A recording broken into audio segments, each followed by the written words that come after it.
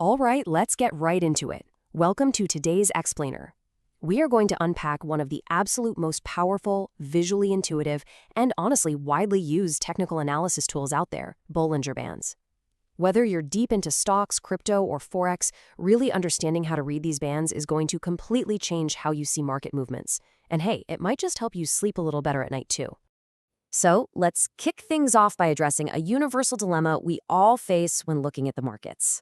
When you're staring at a chart with prices bouncing all over the place, absolute numbers don't actually tell you the whole story. I mean, a stock at $100 could actually be cheap, right?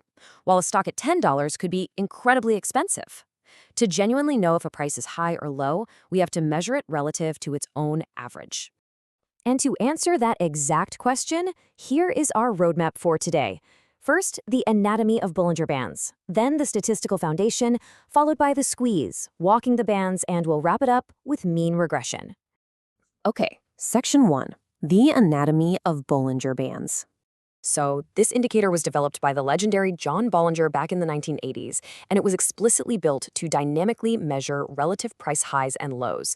At its core, this tool answers our opening question. It takes current prices, compares them to a historical average, and basically maps out a normal, expected range of fluctuation. It's an indicator that literally breathes and adapts to market volatility in real time. When you throw this on your charting software, you're going to see three distinct lines. Let's build it from the inside out. Think of that middle line as the spine. This is typically your 20-day simple moving average. It's the baseline cost and direction of the trend. Right above that, you've got the ceiling, or the upper band, which is just the moving average plus 2 standard deviations. And below it is the floor, the lower band, which is the moving average minus 2 standard deviations. Put them all together, and you get this dynamic theoretical envelope wrapping right around the price action. Moving on to Section 2, the statistical foundation behind the BAMs.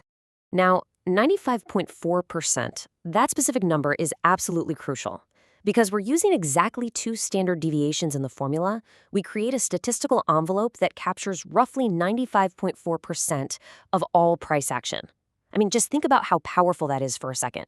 The underlying math is literally telling you that the vast majority of the time, the price is simply going to stay inside that channel. Academic research completely backs this up. This envelope becomes your playing field of probability.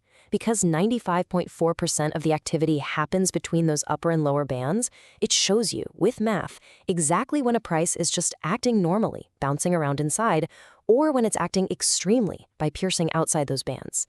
It completely takes the guesswork out of volatility. Section 3, the squeeze. Let's talk about volatility contraction. You know how markets kind of breathe? They naturally alternate between these periods of high volatility and low volatility.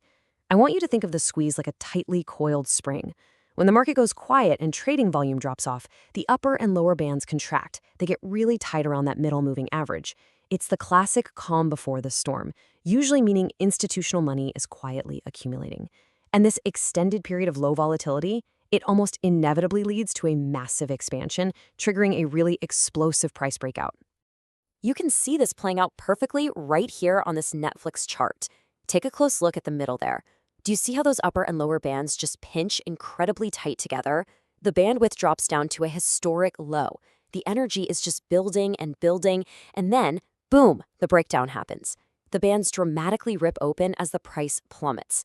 If you were watching for that squeeze, you knew a major move was coming before the momentum even started. Which brings us to Section 4, walking the bands, a specific trend trading strategy. Okay, so the squeeze breaks, and we often launch right into a strong trend. Now, this requires a totally different mindset when looking at the indicator. Your first instinct might be that touching the upper band means the stock is overextended and it's time to sell. But actually, in a really strong uptrend, the price is just going to continuously ride or walk that upper band. It's not an overreaction at all. It's a massive signal of intense, sustained momentum in one direction. And during this phase, that middle 20-day moving average, that acts as your safety net, offering a really solid level of support for any pullbacks. Finally, Section 5, mean regression in ranging markets. So what happens when the market isn't in some massive trend? What if it's just ranging sideways? Well, ranging markets are where Bollinger Bands are incredible for a mean regression strategy. If you look at the Google and Apple charts we've got here, notice how the price behaves almost exactly like a rubber band that's been stretched way too far. The The price pierces that upper band, gets totally exhausted, and snaps right back down to the middle moving average. And the same thing happens on the downside. It pierces the floor and bounces right back up to the center. This is where being a contrarian really pays off. Penetrating those outer bands in a sideways, ranging market is usually just a temporary overreaction. Because we have that statistical baseline, knowing 95.4% of price action belongs inside, any trip outside the bands gives you a super high probability setup that the price is going to revert back to the mean. It literally hands you the ability to identify exactly when a stock is genuinely overbought and ready to be sold, or genuinely oversold and ripe for buying. So by trusting the underlying statistical anatomy of this tool, the spine, the ceiling, the floor, you are now fully equipped to navigate basically any market condition that gets thrown your way. You can spot that quiet accumulation during the squeeze, respect the sheer momentum of walking the bands, and take advantage of market overreactions through mean regression. As you pull up your charts today, the real question you have to ask yourself is, will you trade the squeeze, ride the trend, or play the reversion?